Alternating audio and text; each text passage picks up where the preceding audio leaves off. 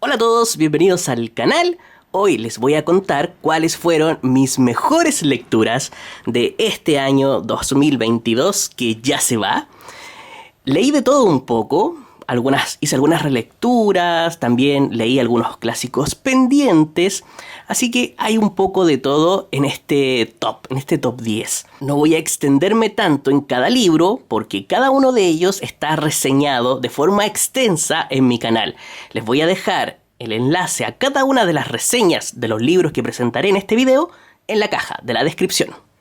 Bien, ¿con qué libro vamos a comenzar? Está por aquí, el primero con el que voy a empezar. En realidad los lugares dan lo mismo, todos tienen nota máxima, todos son geniales. Empecemos con este. Voy a comenzar este top de mejores lecturas con La caída de Albert Camus. Me disculpan la pronunciación, yo siempre le digo Albert Camus. La caída es una novela muy cortísima, pero que no se lee de forma rápida. Al estar escrita como un monólogo, carece de la tensión narrativa creada por las acciones de los personajes y pasa a ser una novela que es impulsada por ideas filosóficas, por lo que hay que poner mucha atención en la lectura. Exige atención. En el fondo, la novela es una gran confesión, la confesión de Jean-Baptiste Clemens, un abogado que ejercía con éxito su profesión en París, pero que luego de presenciar un suicidio, algo comienza a acosarlo desde su interior, su conciencia, que ha tomado la extraña forma de una risa. Desde ese momento, el personaje inicia un proceso de introspección. Se da cuenta de que ha construido su vida sobre bases falsas. Su moral tenía una doble intención, donde el ego lo impulsaba a seguir adelante y no el altruismo. Era el ego y no el altruismo. Esto desencadena en el protagonista una caída moral, una caída hacia su interior, que lo despierta de golpe y lo hace ver la realidad. Sus valores se trastocan, desequilibrando su vida. Todo lo que le daba sentido se desmorona y debe enfrentarse al absurdo de la existencia. Como les decía, es una novela bastante difícil de leer, se lee lento, tiene demasiadas ideas, demasiadas capas de profundidad, pero sin duda es una obra maestra. La siguiente lectura es esta que está aquí, otra gran lectura de este año, El Conde de Montecristo, que lo adquirí en esta edición de Alianza, bellísima, con una excelente traducción, me encanta. Si escuchan algún ruido de fondo es porque hay una construcción y meten mucho, pero mucho ruido. Ok, El Conde de Montecristo, de Alejandro Dumas, es una novela de aventuras que fue publicada en 1844, si no me equivoco, y pertenece al romanticismo francés. La novela está ambientada en Francia e Italia en la primera mitad del siglo XIX e inicia en pleno clima de inestabilidad política, conocido como los 100 días. En aquella época, el marinero y protagonista de esta novela, Edmundo Dantes, es un hombre al que le va bien en la vida. Es un tipo correcto, un buen empleado que está siendo bendecido por la buena fortuna. Es un buen hombre, pero algo ingenuo, y su buen pasar despierta envidias y rencores en su círculo más cercano. Él no se da cuenta de eso y cae presa de una traición, lo que cambia su vida por completo y lo sume en penosas situaciones. El mal que otros le hicieron y las experiencias que va viviendo para superar las adversidades que encuentra en su camino, despiertan en él el deseo de venganza, lo que también ayuda al personaje a evolucionar en el tiempo. Al ser una novela romántica, los personajes no se rigen solo por la razón, sino también por sus emociones. Es por ello que la venganza, la envidia, la bondad, la codicia y el perdón son los que impulsan la novela. Son las pasiones humanas las que alimentan la historia, demostrando que el ser humano es más que solo razón, también es irracionalidad. Es una novela que es muy divertida, tiene un inicio muy trepidante, aunque claro, por su extensión, después tiene un bajón narrativo cerca de la mitad. Pero ánimo, no se desanimen si viene ese bajón narrativo, porque después viene lo mejor. También de esta novela tengo una reseña muy extensa en el canal, la pueden encontrar en la caja de la descripción. Seguimos entonces con la siguiente novela favorita. Es Almas Muertas, del escritor ruso Nikolai Gogol, publicado en 1842. Su protagonista se llama Pavel Ivanovich Chichikov, un personaje bastante especial para su tiempo, ya que no es el típico héroe moralmente correcto, al contrario, es un ser débil que sucumbe fácilmente ante la tentación de hacer dinero fácil, y cuya moral es bastante dudosa. Es decir, el protagonista de este libro es un antihéroe, quien va de pueblo en pueblo, en zonas rurales, buscando terratenientes a quienes comprarle sus sirvientes, o también conocidos como almas. Pero este personaje no quiere comprar sirvientes vivos. Ahí está el asunto. Quiere comprar sirvientes muertos. Quiere ser el propietario, por escrito, de almas muertas. Este es el argumento de la historia. Se narran las aventuras de Chichikov mientras negocia con distintos personajes e intenta convencerlos de que le vendan a un bajo precio, eso sí, a un bajo precio, sus almas muertas. Lo que se preguntan los personajes y claramente nosotros como lectores es qué pretende Chichikov con esto. Lo que se aclara al final de la historia. Pero, ¿quiénes son las verdaderas almas muertas? ¿Esos pobres hombres que son tratados como cosas que se pueden vender? ¿O esos personajes que han perdido toda su humanidad y que son capaces de vender personas, de vender y comprar personas? Gogol nos sumerge en una travesía a través de la turbia alma humana. Grandiosa novela, clásico de clásicos, y como les dije, tengo una reseña en el canal y el enlace está en la caja de la descripción. De Rusia saltamos a Japón con El Pabellón de Oro del escritor japonés Yukio Mishima. Novela publicada en 1956 y que está basada en un hecho real, pero que Mishima, a través de la ficción, logra convertir en una prodigiosa novela psicológica y filosófica, ambientada durante la Segunda Guerra Mundial. En esta novela nos presenta al joven Misoguchi, novicio de un templo budista, que no solo es el protagonista de la historia, también es el narrador. Él nos contará su vida desde pequeño, hasta llegar a ser un novicio, todo el camino. Y lo logra en el templo budista del Pabellón de Oro. Es una novela de cotidianidad, donde las acciones de los personajes no resaltan por hechos particulares, sino por su evolución interna, por el cambio que sufren en su interior. Misoguchi es un personaje que recibió una fuerte influencia de su padre, que le inculcó la adoración de la belleza de un monumento, la del Pabellón de Oro. Aquello lo marca para siempre, pero él no es precisamente una persona bella, es feo y además es tartamudo. Los defectos lo aíslan de las personas comunes y lo convierten en un observador de un mundo en el que está presente, pero que al mismo tiempo no pertenece. Está presente pero no logra incorporarse en el mundo. Esto genera dentro de él una lucha de dualidades. Misoguchi deberá buscar su equilibrio interior. Una novela que para algunos les puede resultar difícil de leer, pero que es realmente fascinante.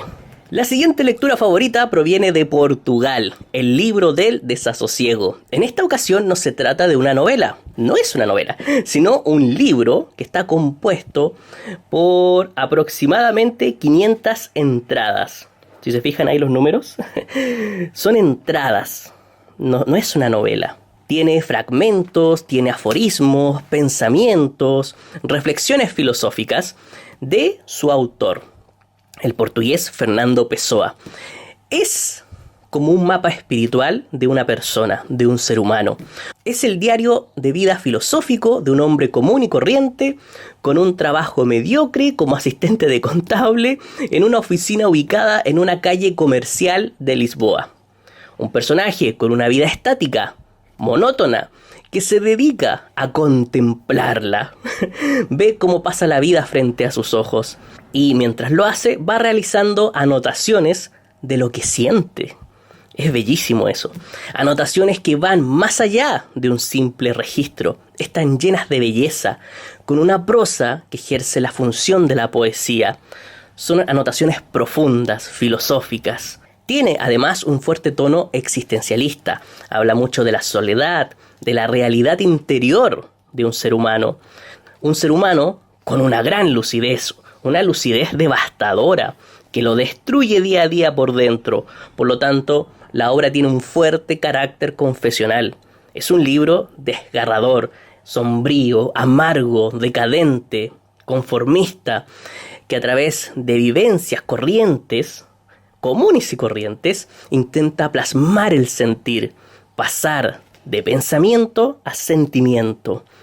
Es un libro que yo no lo siento como para leerlo de golpe, sino para ir haciéndolo parte por parte, poco a poco, para tenerlo en la mesa de noche y leer algunas entradas antes de dormir.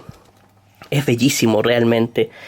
En ninguna biblioteca debería faltar el libro del desasosiego. Ahora vamos a Guatemala. El siguiente libro es latinoamericano. Escrita por el Premio Nobel de Literatura Miguel Ángel Asturias, la novela El Señor Presidente es una historia de denuncia social contra las atrocidades de las tiranías latinoamericanas. Forma parte del grupo denominado o conocido como la novela de dictador. Se inspira, según testimonio del propio autor, en la dictadura de Manuel Estrada Cabrera entre 1898 y 1920, que estuvo 22 años en el poder en Guatemala. Y su argumento es bastante simple. Alguien asesina al coronel José Parrales Sonriente, que es un militar leal al señor presidente, y tal osadía debe ser castigada, claro, pero no se busca el culpable real, no, sino que se inculpa a una persona inocente por motivos políticos.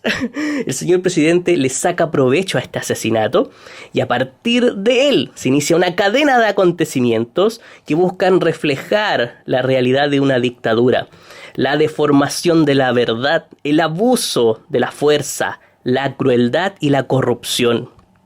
El lenguaje de esta novela posee una flexibilidad de expresión muy, pero muy poética.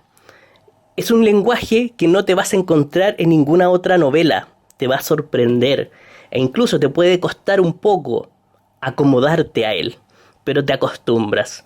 Se presenta el creativo español del pueblo guatemalteco en toda su riqueza y diversidad, acompañado de un mundo onírico que parece fluir de las profundidades para dar a la historia una atmósfera asfixiante, de pesadilla, que se acentúa aún más por el orden en que está narrada la historia, un orden poco convencional.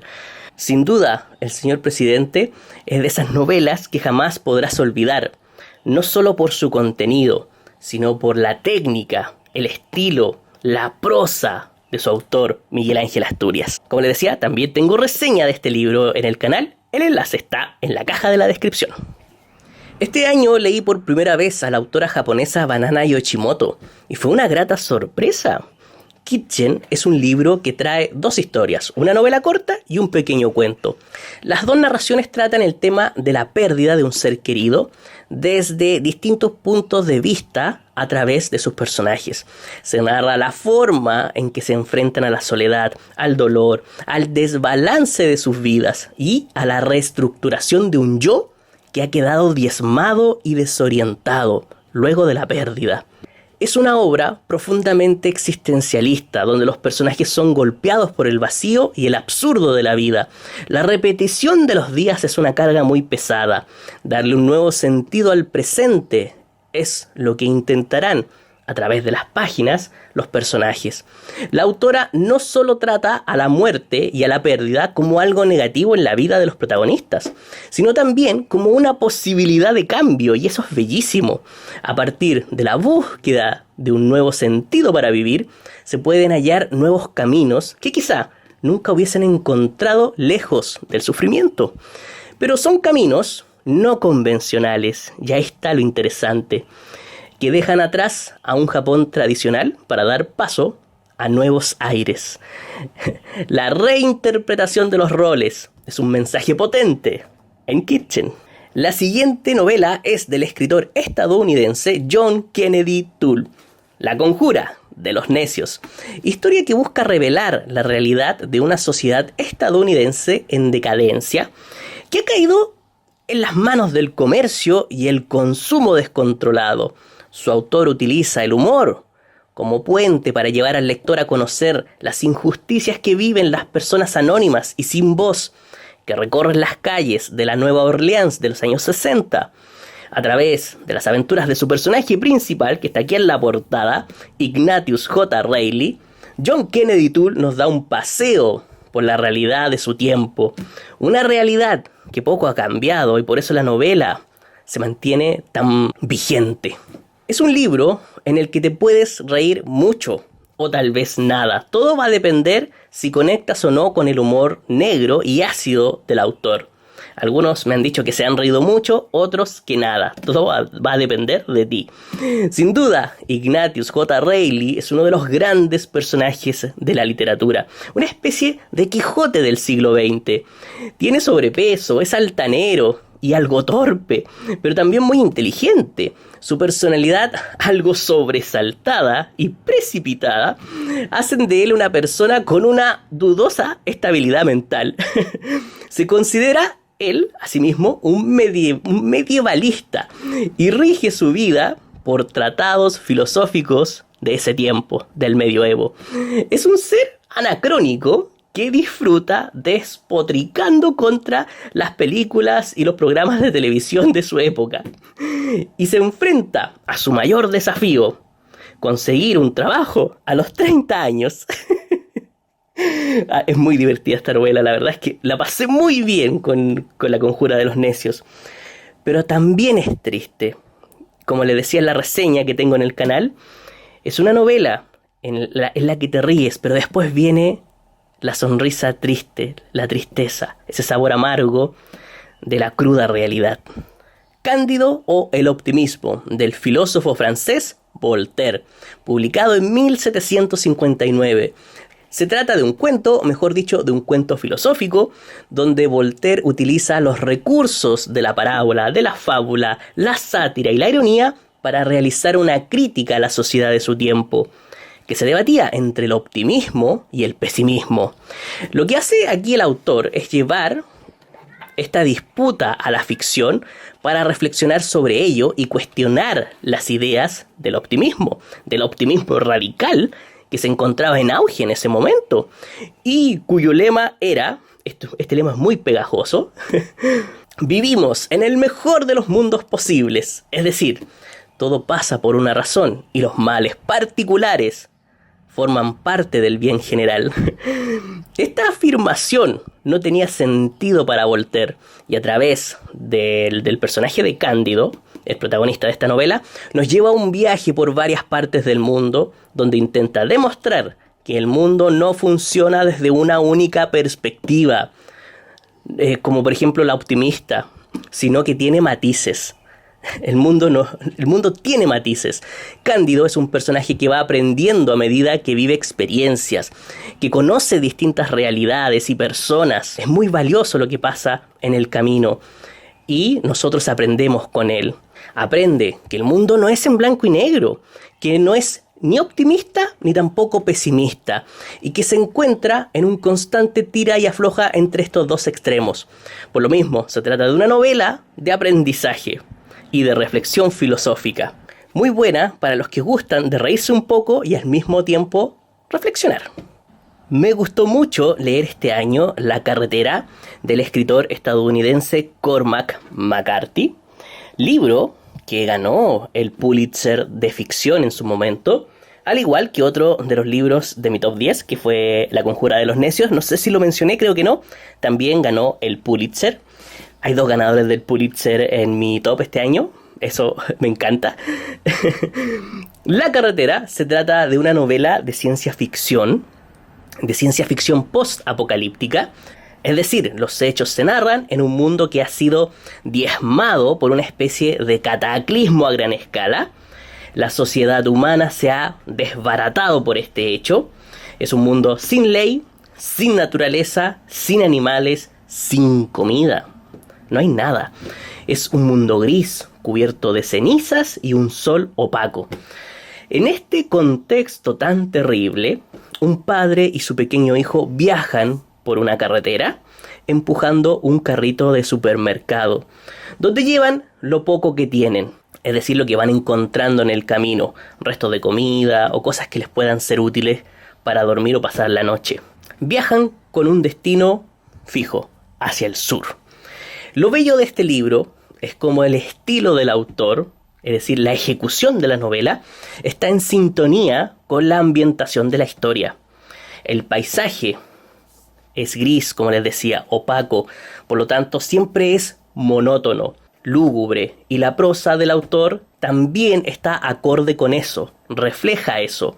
Es un estilo minimalista que a no muchos les gusta, tiene carencia de conectores gramaticales para relacionar oraciones y también tiene una clara ausencia de verbos de comunicación o verbos dicendi en los diálogos, resultando así una narración tosca, una narración áspera, que no es muy amigable con el lector, porque está hecha para que no se manifiesten emociones, y eso choca un poco con lo que estamos acostumbrados a leer. Esto es algo nuevo, es una narración fría como el mundo y los personajes, lo que aumenta la tensión, creando un ambiente realmente sofocante y a veces desesperante, que como lector te tiene siempre atento. A mí este libro siempre me mantuvo en ascuas, porque en cualquier momento sientes que le puede pasar algo drástico a los personajes. Parece que no pasa nada y de repente pasa algo.